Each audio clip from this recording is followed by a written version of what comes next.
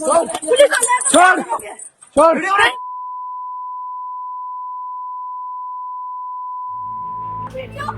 बीच सड़क पर दारोगा का गला दबाया।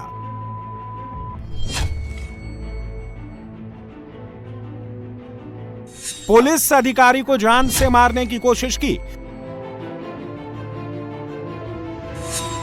गद्दी गैंग ने दारोगा पर लोहे की जंजीर से हमला किया। अपराधियों ने दारोगा को जंजीर से बांधकर पीटा।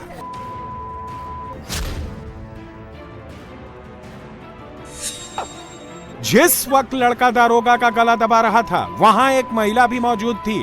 उसके हाथ में लोहे की जंजीर थी, जिससे दारोगा के सिर पर हमला किया गया।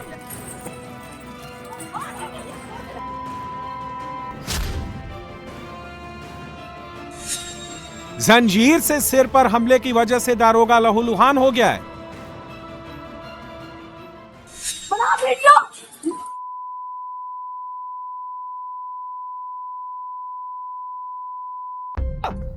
खुशबुन, आफरीन, अबरार, इमरान और सालून समेत करीब 25 लोगों की भीड़ ने नगर निगम कर्मचारियों और पुलिस टीम को घेरकर लाठी डंडों, लोहे की रॉड, लोहे की जंजीर से हमला कर दिया।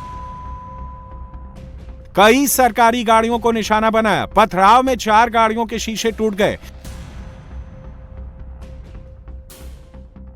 हमले में नगर निगम कर्मचारियों के साथ बुद्धेश्वर चौकी प्रभारी विनय पटेल भी घायल हो गए। 16 अगस्त को लखनऊ के पारा इलाके के बादल खेड़ा बुद्धेश्वर में नगर निगम की टीम पुलिस के साथ अवैध डेयरी हटाने पहुंची थी, लेकिन इस दौरान भीड़ ने पुलिस और नगर निगम की टीम पर हमला कर दिया। वहां मौजूद लोगों ने, जिसमें महिलाएं भी शामिल थी, उन्होंने लाठी डंडों, लोहे की रॉड, लोहे की जंजीर से पुलिस और नगर निगम की टीम पर अटैक किया। योगी की पुलिस पर हमला हुआ तो अपराधियों का हिसाब भी तुरंत शुरू हो गया। पुलिस ने मौके से खुशबुन और आफरीन नाम की 2 महिलाओं को गिरफ्तार किया। खुशबुन के पास से घटना में इस्तेमाल लोहे की जंजीर बरामद हुई। पुलिस पर हमले के मामले में कुल 24 लोगों को नामजद किया गया है। आरोपियों के खिलाफ जानलेवा हमला, हत्या का प्रयास, मारपीट, बलवा, सरकारी कार्य में बाधा, लोक संपत्ति को नुकसान पहुंचाने और जान से मारने की धमकी समेत कई गंभीर धाराओं में मुकदमा दर्ज किया गया है। अभी तक 6 आरोपियों की गिरफ्तारी हो चुकी है। फरार अपराधियों की तलाश में लगातार छापेमारी की जा रही है। पुलिस टीम पर हमला करने के आरोपियों के घर पर बुलडोजर एक्शन भी हो सकता है। रिहायशी इलाकों से डेयरी को हटाने के लिए, जो कि सरकारी ज़मीनों पे, रोड पे, अन्य जगहों पे संचालित हो रहे थे, इनके लिए संयुक्त टीम पहुंची थी नगर निगम की और पुलिस की।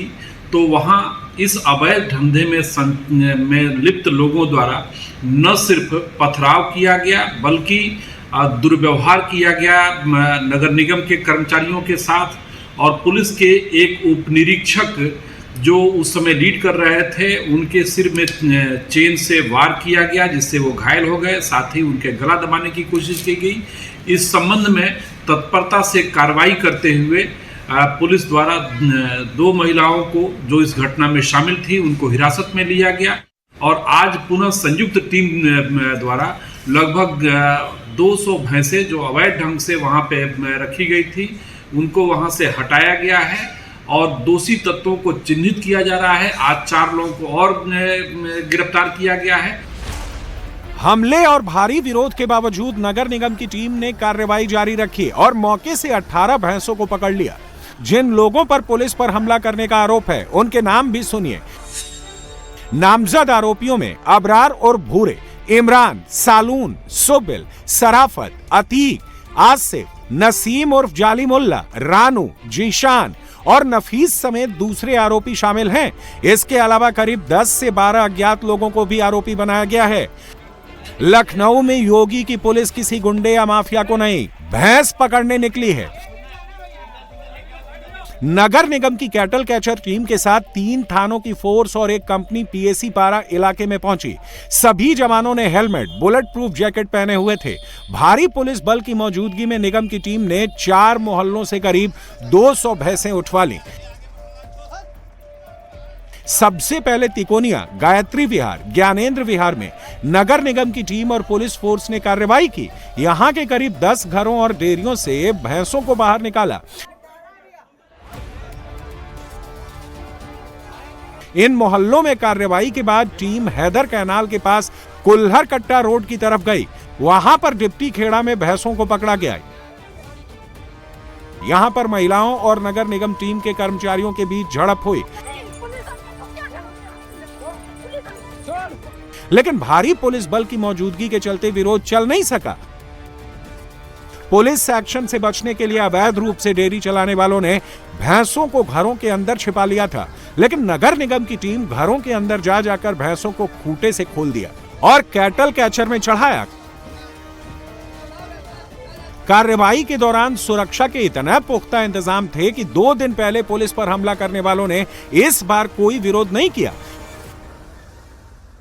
लखनऊ शहर में अवैध तरह से भैंस और गाय पालने के खिलाफ नगर निगम अभियान चला रहा है और इसी अभियान के तहत पारा में नगर निगम की टीम और पुलिस वाले पर हमला हो गया। अब इस मामले में FIR हो गई है। आज भी ये ड्राइव चल रही है। हमारे साथ नगर निगम के डॉक्टर मौजूद हैं। ये किस तरह की ड्राइव है और क्या मकसद है इसका? ये मैडम, ये हम लोग नगर निगम का अवैध डेयरी के खिलाफ अभियान चलाया जा रहा है और पारा क्षेत्र अंतर्गत समस्त डेयरियों को हटाने का अभियान निरंतर जारी रहेगा। और अभी तक हम लोग यहाँ से लगभग 170 के आसपास भैंसे पकड़ा चुके हैं और आगे भी कार्रवाई जारी रहेगी। अच्छा, जो पारा में हुआ वो क्या हुआ, थोड़ा बयान? पारा में भी इसके पहले भी 16 तारीख को हमारे अभियान चल रहा था अवैध डेयरी का। उसी दौरान लगभग 200 के आसपास पशुपालकों ने हम लोग को आके घेरा और हम लोग की गाड़ियों पे पथराव किया, पत्थरबाजी की और कई इसमें हमारे साथियों को भी चोट लगी और इसके अलावा पुलिस कर्मियों को भी थोड़ी सी चोट लगी थी और सर्वर भी उनका फोड़ा गया था। तब पुलिस संख्या की बल कम थी। आज पूरे पर्याप्त पुलिस बल और PSC के साथ हम लोग आए हैं और यहाँ पर अवैध डेयरी को हटाने का कार्यक्रम किया जा रहा है। अब आपको बताते हैं कि नगर निगम की टीम लखनऊ में भैंसों को क्यों पकड़ रही है। नगर निगम अधिनियम 1959 के अंतर्गत शहरी सीमा में भैंस पालन पूरी तरह से प्रतिबंधित है, क्योंकि इसे अब दूषण कारक पशु की कैटेगरी में रखा गया है। अधिक से अधिक 2 गायों को ही लीगल लाइसेंस के तहत पालने की इजाजत है।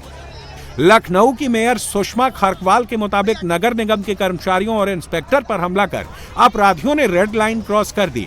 आरोपियों के खिलाफ सख्त कार्रवाई होगी। ऐसा नजीर बनाया जाएगा जिससे कोई दोबारा ऐसी हिमाकत करने की जरूरत न करे। साथ ही अवैध तरीके से भैंस पालने की इजाजत भी किसी को नहीं दी जाएगी। सरकारी कर्मचारी की ड्यूटी है, चाहे पुलिस हो चाहे नगर निगम हो, उनको जो आदेश दिया गया है उस पर उनको काम करना है।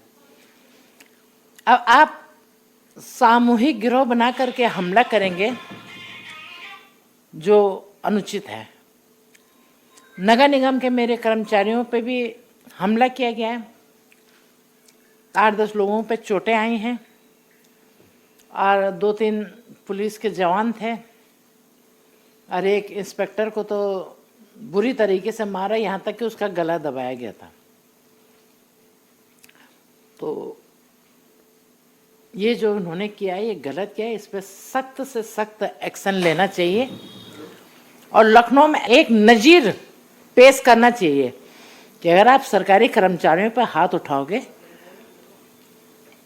तो सरकार भी कानूनी कार्रवाई मजबूती से करेगी। यूपी में कोई भी हो, अपराधी हो या सरकारी कर्मचारी, किसी को कानून तोड़ने की इजाजत नहीं है। जो भी इस लक्ष्मण रेखा को पार करता है उसके खिलाफ एक्शन जरूर होता है। योगी सरकार में किस तरह तुरंत फैसले लिए जाते हैं, कैसे पीड़ितों को इंसाफ दिलाया जाता है, उसका एक सैंपल गोरखपुर से सामने आया, जहां एक महिला अपनी फरियाद लेकर योगी के जनता दरबार में पहुंची और योगी ने तुरंत फैसला सुना दिया। रास्ता नहीं मिलेगा तुमको जहाँ जाना तो देखेंगे रास्ता उपलब्ध करवाओ और अगर नहीं दे रहा है तो लेखपाल, तहसीलदार, कानून को सबको सस्पेंड कर दो। कहाँ से बलरामपुर में बोलो। यूपी के धार्मिक त्योहारों में विवाद, बेटियों और व्यापारियों के खिलाफ होने वाले अपराध को लेकर योगी सरकार जीरो टॉलरेंस पॉलिसी पर काम करती है। पिछले 9 साल में संगठित माफिया गिरोह मिट्टी में मिल गया है। यूपी में 2017 के बाद से औसतन 5 एनकाउंटर रोज होते हैं। इसके बावजूद समाजवादी पार्टी के सोशल मीडिया की टाइमलाइन पर क्राइम वाली खबरों की टाइमलाइन घूम रही है। 2027 से पहले अखिलेश यादव योगी सरकार के खिलाफ नया नैरेटिव तैयार करने में जुट गए हैं।